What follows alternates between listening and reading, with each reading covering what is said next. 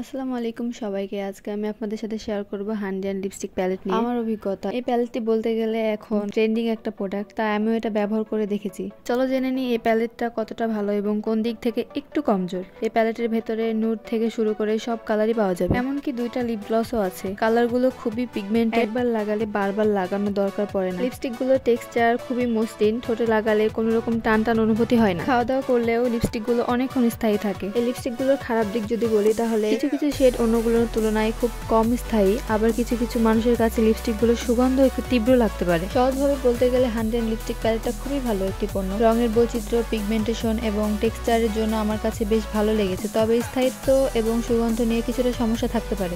যারা বিভিন্ন রঙের লিপস্টিক খুঁজছেন এবং ভালো পিগমেন্ট লিপস্টিক চান তাদের জন্য এই প্যালেটটি বেস্ট। এটির প্রাইস আমার কাছে নিয়েছিল 650 টাকা। বিভিন্ন জায়গায় বিভিন্ন রকম নিতে পারে। আপনাদের যদি ভিডিওটি ভালো লেগে থাকে তাহলে ভিডিওতে লাইক, কমেন্ট এবং সাবস্ক্রাইব করে পাশে থাকবেন। আল্লাহ হাফেজ সবাইকে।